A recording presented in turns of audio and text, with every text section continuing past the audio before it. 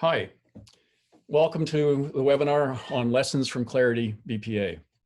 I'm Pete Myers, Chief Scientist with Environmental Health Sciences and Adjunct Professor of Chemistry at the Institute for Green Science in Carnegie Mellon University's Department of Chemistry. I'm also Board Chair of the Science Communication Network, which works to help scientists and reporters interact as important new results move toward scientific publication and coverage by the media. I would like to welcome all of you who have come to today's webinar, co-hosted by Carnegie Mellon University and Environmental Health Sciences.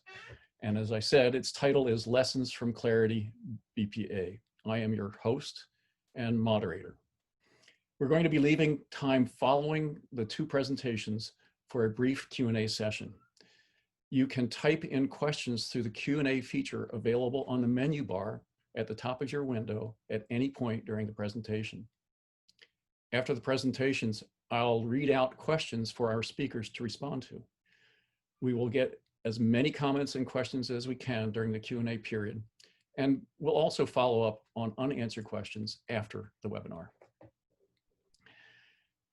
Everyone on the webinar right now is muted with the exception of me and our speakers. This webinar is scheduled to last for 60 minutes. And is being recorded for our call and webinar archives. So let me tell you about our speakers. Dr. Laura Vandenberg is Associate Professor of Environmental Health Sciences and Associate Dean for Undergraduate Studies at the University of Massachusetts, Amherst.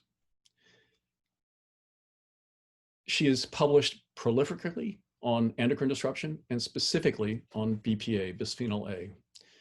Dr. Pat Hunt is the Meyer Distinguished Professor in the School of Molecular Biosciences at Washington State University. She started her research career studying human chromosome abnormalities, but turned to endocrine disruption when bisphenol A unexpectedly blew up her experimental model. Her current research focuses on chemical mixtures and transgenerational effects of exposure to endocrine disrupting chemicals.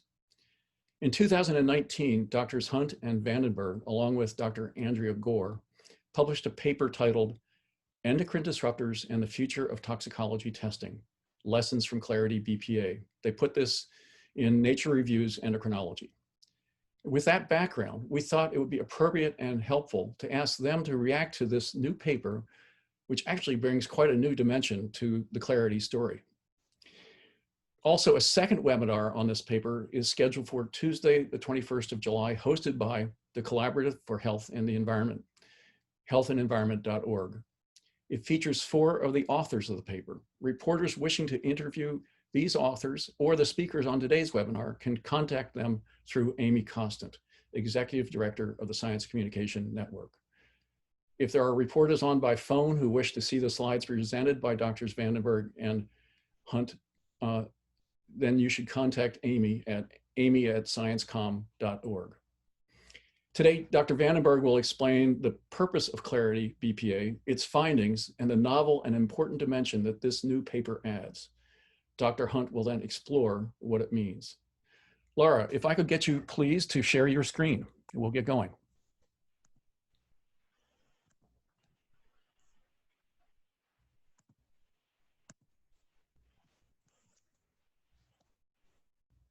Thanks, Pete. Thank you for the lovely introduction, and I'm so happy to be here. And I know everyone who's on this call has some background already on BPA and probably on CLARITY as a study design. But just as a place of orientation, bisphenol A or BPA is a widely used chemical that's found in a lot of different consumer products, and human exposures to this chemical have been very well documented for more than 2 decades. The CLARITY-BPA study was an opportunity for scientists to bridge a gap that had existed between academic studies and regulatory studies, which I'll refer to as guideline studies. As just a little bit of background about the difference between these studies and why this gap needed to be bridged. At the time that CLARITY started, there were a handful of guideline studies. These are studies that use really broad approaches and look at things like organ weight or histopathology to draw conclusions about the toxicity of a chemical like BPA. Academics, on the other hand, rarely use guideline outcomes and instead look at more molecular or more physiological or more cellular or neurobehavioral effects that are more consistent with effects of disease rather than effects of toxicity. And so we often think about these two approaches as being two different ways to look at the same thing.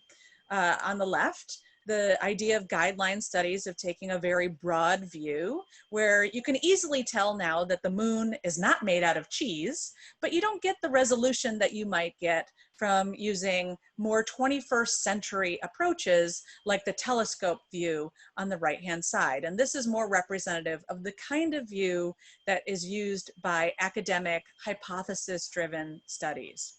So again, you still can get the view that there is a moon, that it is made from rock and not from cheese with both of these approaches, but one gives you quite a bit more resolution and therefore might be a better way to examine health outcomes. But is that the case? Is that actually true? And that's where clarity, the beauty of clarity comes, is that it allows us to see, is that telescope view, the 21st century view, actually better than the old way of doing things, the traditional way, the guideline studies? So I don't want to spend too much time on the individual results that were obtained from this study, but what was clear in looking across the different dose groups from the guideline study is that there were absolutely effects at the highest dose that was tested. And this should not surprise you. It's been well known that high dose administration has adverse effects, induces adverse effects in guideline studies. What was perhaps surprising was that at the lower dose groups in the guideline study, there were still effects, and they were seen across organs, not necessarily in the exact same outcome in these different organs, but that there were consistent within organ effects at these low dose groups. When we look across the academic studies, again, looking at the same dose groups, there were again effects that were seen in that high dose range, perhaps not surprising because we know that chemicals can have effects at these high doses. But in the academic study, there were a large number of effects on a large number of organs that were demonstrated in the low dose groups also. So there's this old metaphor of people who are blind and are trying to determine what it is that they are touching. And some are touching the trunk of an elephant and they think, oh, here I am, this is a big vine. And some of them think they're touching the leg of the elephant and they think I'm touching a tree trunk. And some are touching the little fibrous ends at the end of the elephant's tail and they're thinking I'm touching a paintbrush. And based on this perspective, you never sort of see the whole picture of what the elephant looks like. Clarity at this point is not about looking at the same data, but drawing different conclusions. And I just want to sort of lay that out there, that this is a normal thing in the scientific process for two scientists with very good intentions to look at the same data, but draw different conclusions based on their background or their previous experience or just how they interpret that data. That's not what we're talking about today. What we're talking about today is having something that looks like a very blurry image when you're looking at individual little pieces of it, but being able to take a step back from that picture and to realize that you can see something, the resolution comes through when you look across studies.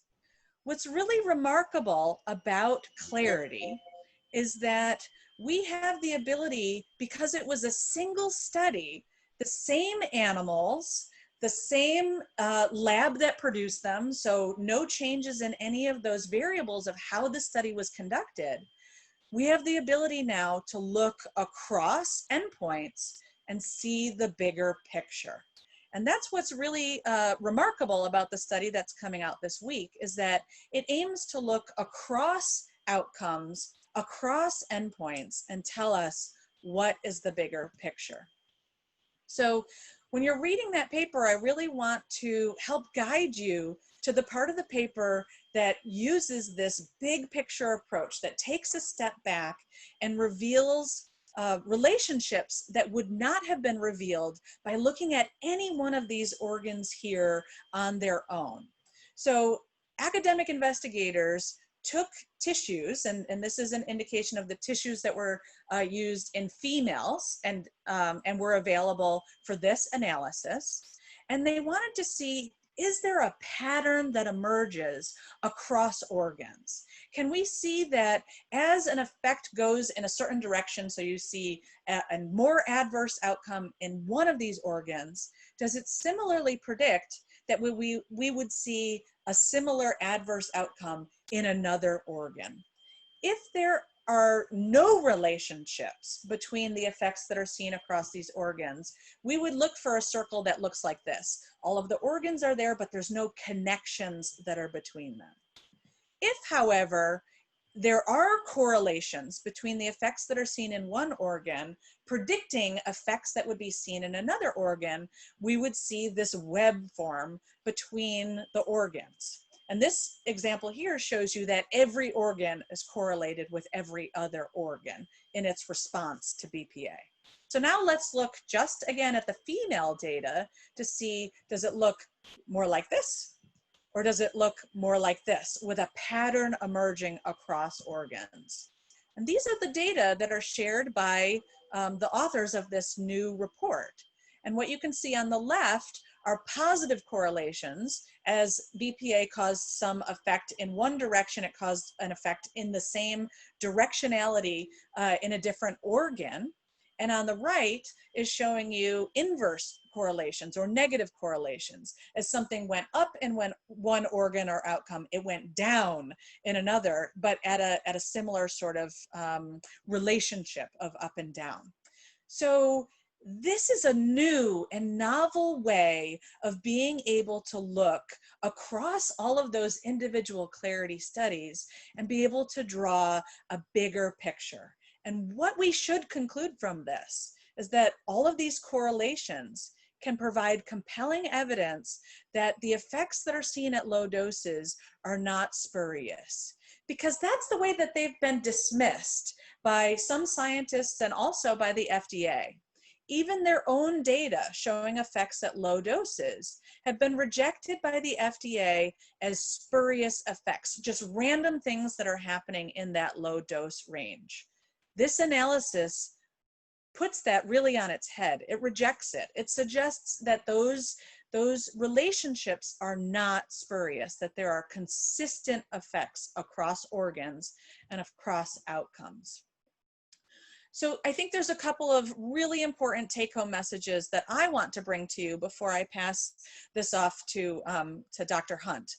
Number one is that Clarity offered a new way of looking at data with 21st century analyses.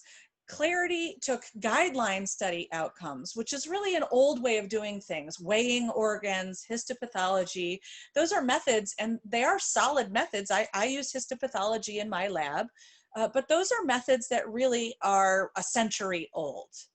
And instead, we're combining them with this academic data that's taking the old way of doing things and bringing it into the 21st century, using protein and gene expression, these well-validated, well-understood neurological outcomes, looking for changes in very distinct specific regions of the brain, and so on and so forth. So this analysis, this new way of looking across organs, is a way to use 21st century data and conduct 21st century analyses. Again, the take-home message is that when you combine those traditional methods with the more modern 21st century methods, and we look across organs, what we can consistently see is that there are low-dose effects observed for many of those organs. And these are not spurious. They can't be rejected as sort of one-offs because we're seeing very similar effects across those organs. Clarity offered us a promise. It came with a promise.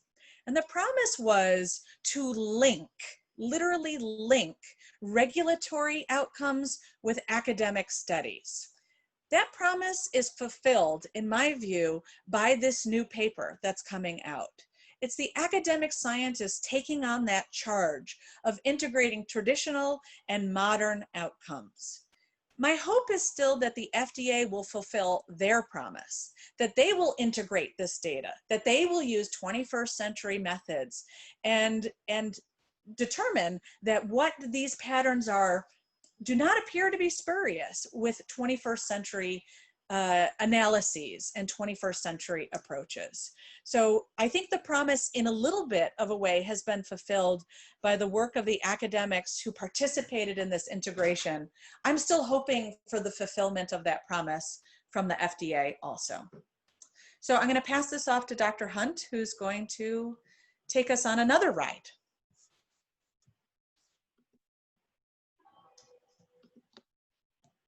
Thank you, Laura. I'd like to finish by enlarging on the points that Laura Vandenberg just made about this new paper, which I think is an important one, but also to try and give a larger perspective on CLARITY-BPA in general. So as you know, this was a very large initiative. It's a very innovative initiative, but it's also a very costly initiative. Not just in terms of the research dollars that were required to conduct the studies, because there were a lot of different studies and a lot of research dollars were involved, but the time investment on the part of top researchers in the field, not to mention the many rats who donated their lives to science for this study. The motivation for taking on the Clarity project was the disconnect between the guideline studies that are traditionally used in regulatory decisions and academic studies, because the guideline studies basically found little evidence of harmful effects of BPA, whereas the academic studies provided evidence for a lot of different effects in different organ systems. And so the goal here was to try and understand this disconnect. Well, that goal was not realized by the Clarity study, but what's important from this study, and is driven home strongly in this paper, the major take-home message, is that low dose effects as a result of BPA yield significant effects.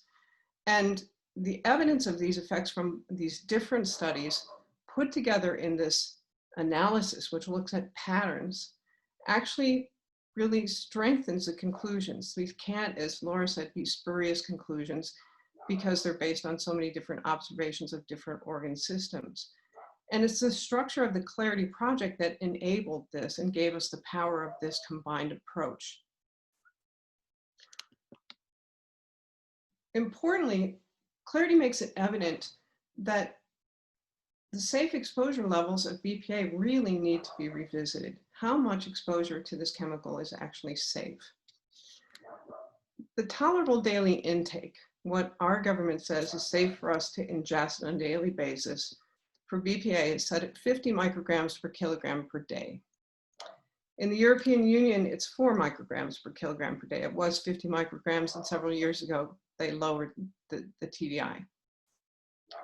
Well, how is this actually, what's this TDI actually based on? It's actually based on the lowest observed adverse effect level. That is the lowest dose that in experimental studies elicits adverse effects.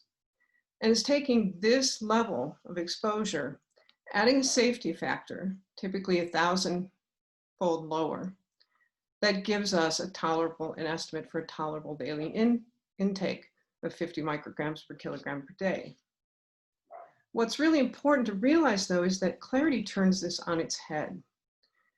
Here's our current TDI of 50 micrograms per kilogram per day, but in the Clarity study, we see across studies serious effects at the lowest dose, 2.5 micrograms per kilogram per day.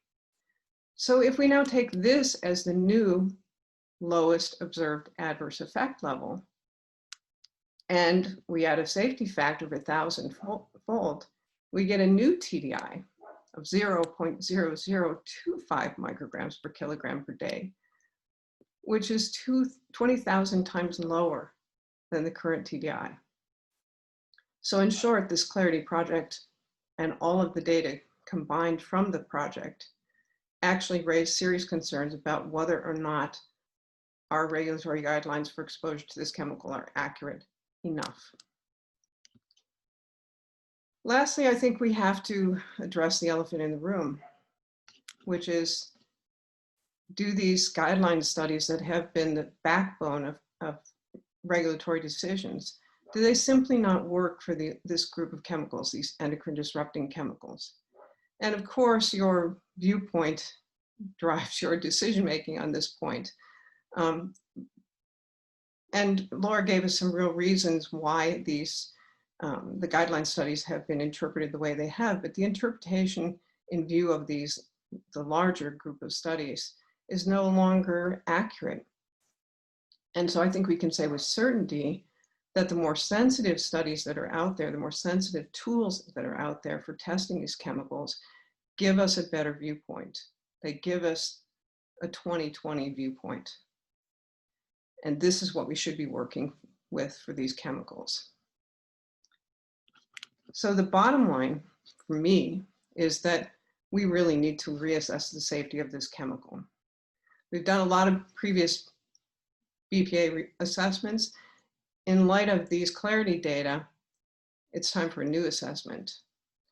But human safety assessments actually rely on 3 different things. We have to understand the hazards posed by an individual chemical. In the case of BPA, all of these different organ systems of the developing fetus that can be affected. We need to understand the doses at which these adverse effects are induced. And here again, Clarity actually forces us to really reconsider how low a dose can induce serious effects. And in fact, one of the points from the Clarity study is that the lowest dose elicited the strongest effects across studies, suggesting that maybe we're not testing these chemicals at sufficiently low dose. And the final thing we need to understand is human exposure.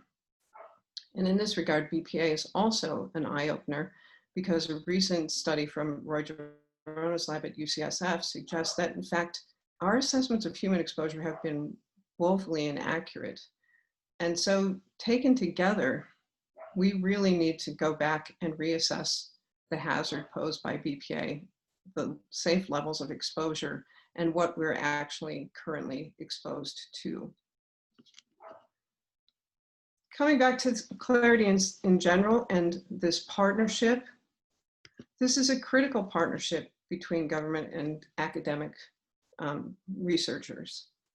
And it's a really powerful approach, as this new study clearly underscores.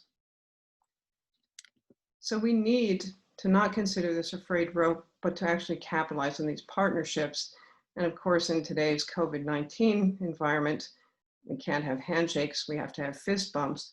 But it also provides the opportunity to remind you that these endocrine disrupting chemicals and the types of changes they induce in experimental studies are metabolic changes that lead to the pre-existing conditions like diabetes and obesity that make your chances of survival if you contract COVID-19, that actually reduce your chances of survival.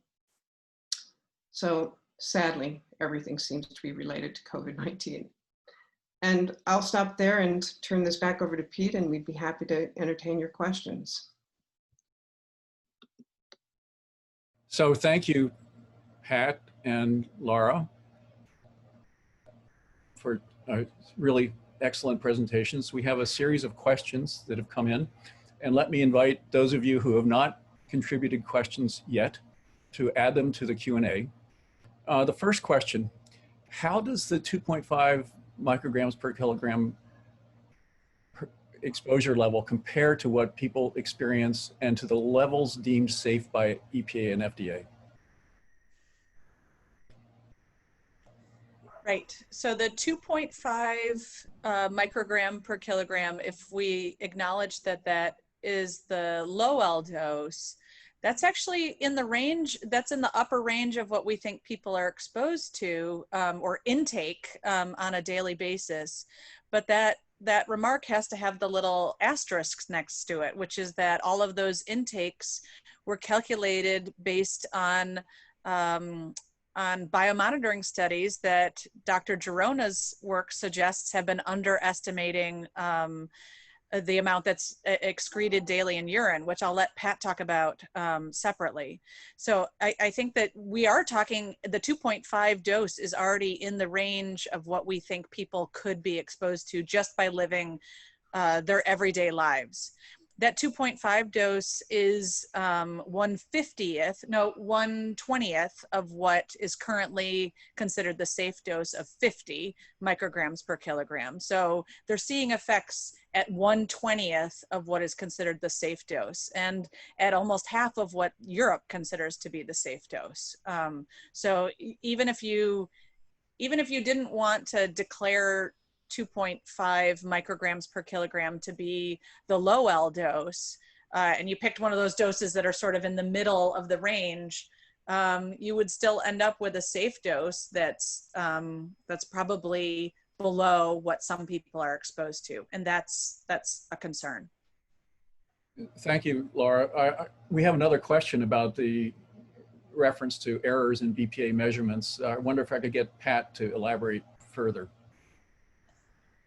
Yeah, so this comes out of, as I said, Roy Girona's work at UCSF. He's a very talented chemist. Part of the problem with these chemicals is we have standards for the chemical itself, but not for the metabolites. So when it enters our body, it is metabolized. And that's what's largely excreted in urine is the metabolites. Because we don't have standards for those metabolites, we have had to rely on an indirect analysis where essentially you reverse that metabolizing of the chemical and convert it back to the parent compound and then measure that. What Roy's been able to do is standards are now available for the two major BPA metabolites.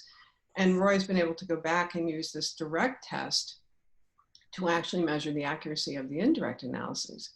And his study has demonstrated that, in fact, the indirect assay doesn't really doesn't accurately reflect the metabolite levels. Since most of what's in urine is metabolites, this is really serious.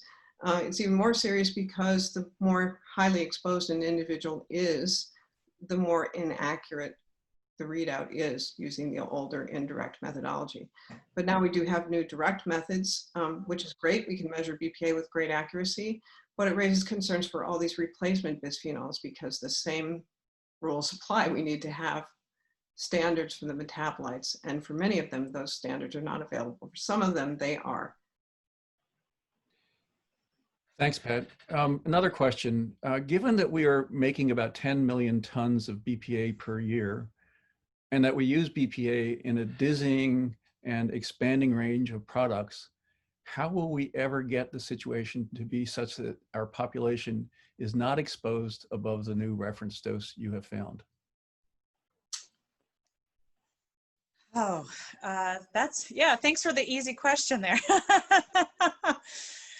Right, this is the real challenge. I think that this is ultimately going to be a regulatory challenge that needs to be addressed. And in Europe, BPA has now been labeled a substance of very high concern, which means that there's a commitment to phasing it out of all kinds of things as soon as alternatives are available. But I also want to bring up the important issue of regrettable replacements, because we have actually seen in human urine, looking across years, that BPA levels in human urine have dropped in recent years compared to just a few years ago in the US. And this could be seen as a major victory, but it's hiding instead what's going up in its place. And what's very clear is that some of these BPA analogs, which are chemicals that are structurally very similar, so they can kind of be dropped in to do the same job, exposures to those things are increasing. And BPA doesn't just have one replacement. It has maybe up to 20 or more replacement chemicals that can be used for different kinds of processes. So as we sort of celebrate, it's a Pyrrhic victory, right? It appears that we have won a battle in reducing human exposures to BPA, still not below the level that I think they would need to be to actually protect the population. Behind it is an increase in these other analogs. And if I could just add to that, it does all sound like gloom and doom when we talk about this. And to give a plug to our hosting institution, Carnegie Mellon, you know, this relies on green chemistry. And I think we have to go back to the design table and designing better chemicals that don't have endocrine disrupting properties. And that work happily is going on at Carnegie Mellon and other institutions.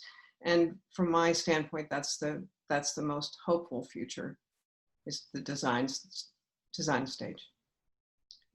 Thank you, Pat. Let's step back a little bit.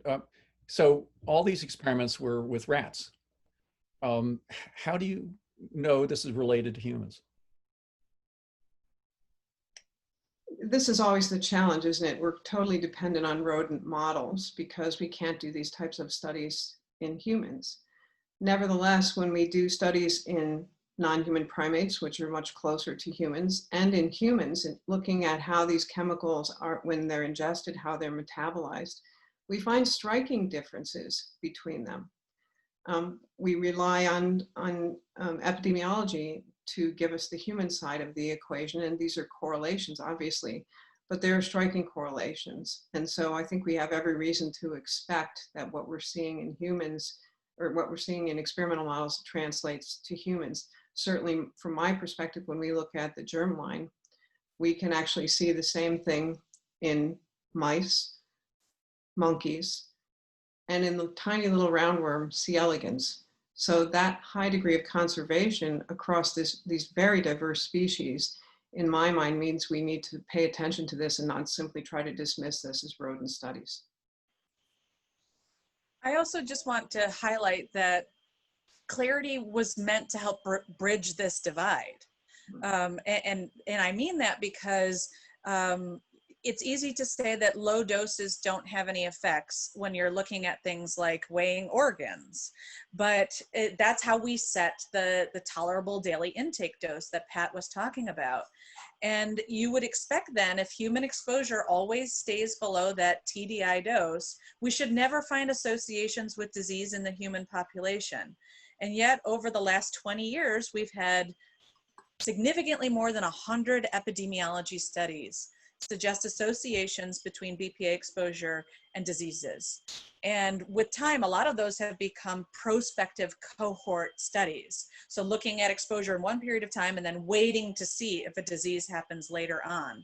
And these are some of the strongest kinds of epi studies that we can rely on to suggest that it's more likely that there's a causal relationship between one and the other. So the epi studies have absolutely informed the rodent studies, just as the rodent studies inform the epidemiologists about what kinds of things might they detect if they know how to look for them. So here's a related question. Laura, could you elaborate on the point you made in your presentation that the academic studies take a disease-based approach as opposed to the simpler binocular approach taken by the guideline studies? Could you elaborate on that, please? Yeah, sure. I think about something as simple. I don't want to be offensive to those who study these organs. Nothing is simple here, but as simple as the heart or the brain.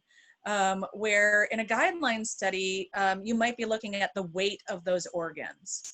And if something really does weight, like brain weight, And yes, right. So that would be a guideline outcome, would be to weigh the brain. There's no disease in which a person is diagnosed with a neurological condition by weighing their brain. And so the academic studies are looking at very specific loci or very specific, we call them a nucleus of the brain, to see if there are changes in the way that neurons are connecting in those spaces, to see if there's changes in the way that proteins are being expressed in those spaces, or the rate at which neurons are being born in specific regions of the brain. In the heart, weighing the heart, again, I hope none of you have that done for you until after you're no longer on this earth. That's not really a disease-based outcome, although certainly disease can change the weight of a heart. That's not a diagnostic factor for a heart.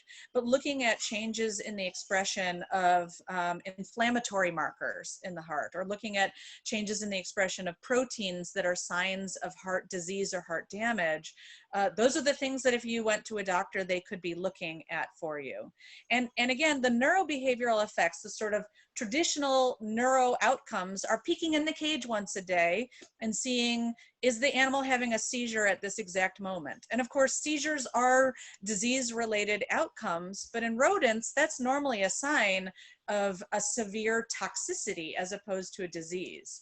The investigators here are looking at things like behavior, like memory, like their ability to act with anxiety or without anxiety. So effects that are much more representative of outcomes that you would, that a human might experience on a regular basis. Again, I'm not saying humans don't have seizures, but the type of effect that we would see would be different. So another type of question, the graphs made it look like BPA doesn't affect thyroid. Did that surprise you? So I'll nod to the thyroid researcher in Clarity, Dr. Tom Zeller, and note that in the past his lab has documented effects of BPA, not necessarily on the thyroid organ, but on thyroid action. So for those of us who don't study the thyroid, it's actually really important for brain development. And so what Tom's lab has done in the past is to show that animals exposed to BPA or other environmental chemicals that interfere with thyroid hormone action have alterations to specific regions of the brain where thyroid hormone is important for the development of those regions.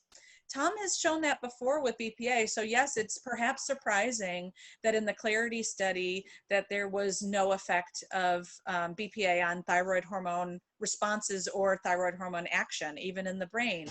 I think though that what Tom's data shows is that this is a rat strain that doesn't act normally even to really potent thyroid hormone disruptors. So pharmaceuticals that are well documented to affect thyroid hormone signaling were not affected in this strain of rat, which is really shocking. It means that this strain is not appropriate really to evaluate thyroid outcomes. Thank you. Could one of you expand on two ideas, and we can take them one at a time? The importance of this study, not just for BPA, but for endocrine acting chemicals generally. That's question one. Question two is the importance of this study for dealing with the different findings that academic and good laboratory and guideline studies reach about all sorts of chemicals. Should we throw guideline studies out? I think we've recognized that the guideline studies are not the most effective approach to testing chemicals. We've known this for several decades. It's just putting in replacement approaches that everyone agrees on is the stumbling block here. But part of the problem has always been that when it comes to regulatory decisions, the people who sit down at the table to make these decisions feel more comfortable with the guideline studies because they understand those studies. Whereas they get studies looking at thyroid, looking at the mammary gland, they don't understand, maybe have the same level of understanding. And so they've been more reluctant to embrace these studies because they don't know, is this a spurious effect or not? And one of the nice things about Clarity is putting all of these studies together lends power. You can't dismiss these as spurious effects when you see very similar effects across different organ systems. So I've thought for years that this is the way we should be doing studies of these chemicals. Unfortunately, we don't have a funding mechanism to set up those large types of consortium studies. But I think if one thing comes out of clarity, it should be the power of this type of approach and the fact that this is where we should be driving the field. That, I think, was a great answer to the second question. The first question about, is this applicable to other EDCs? I think is a really great question, because again, what motivated Clarity was, here's the dose we think is safe for people based on guideline studies. And now look at all these epi studies that are showing effects below that dose, you know, in the range of what humans encounter regularly. That's the case for a lot of EDCs. There's human epi work that continues to suggest associations between low-level exposures and harm in those populations. And so, you know, I'm not an epidemiologist, but I would continue to push back against people who would suggest that that's a whole field of study we should ignore, or that's a whole field of study that is spurious and just finding associations between things. There are consistent effects for a lot of these EDCs and health outcomes, and we shouldn't be ignoring them. We should instead be asking, this whole regulatory infrastructure that's used to calculate safe doses, it's not actually working. Because if it was, we would put environmental epidemiologists out of a job. And frankly, I think a lot of them would like that. They would go do something else that would probably make more money. But you know, I think right now the system is very clearly sending up red flags that it's not working. Here's another question from a reporter.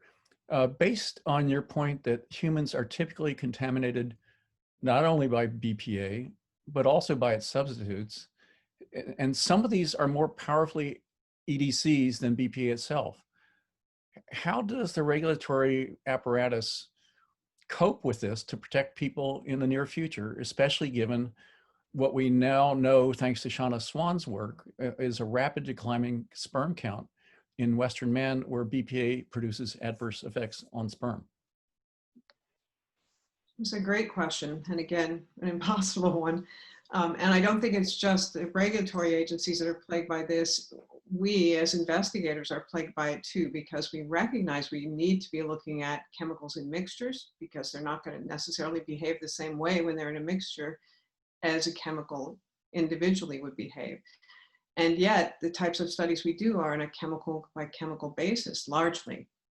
This is why I've been pushing for really tractable organisms like C. elegans, the roundworm, because there we can do these types of mixture studies.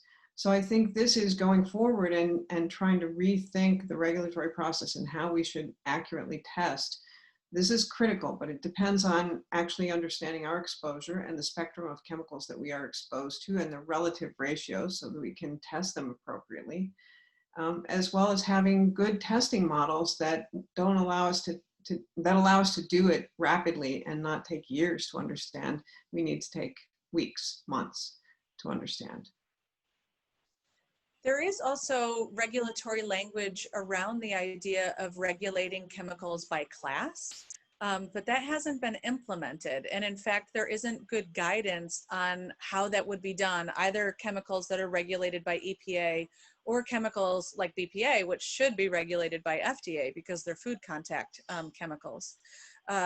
But there was a report by the Consumer Product Safety Commission, I think, which proposed a way to evaluate chemical classes, and it was looking at flame retardants, and that was reviewed by the National Academy of Sciences, and they had some comments on, you know, is a chemical class defined by structure only, or is it defined by the function of that chemical, or is it defined by the action of that chemical? These are conversations that are going on, and the scientists who are doing this kind of work need to be a part of those conversations, because regulatory agencies are going to have to tackle this problem. BPA is, again, not alone in having a chemical that's raised red flags and been replaced by a whole bunch of pink flagged chemicals.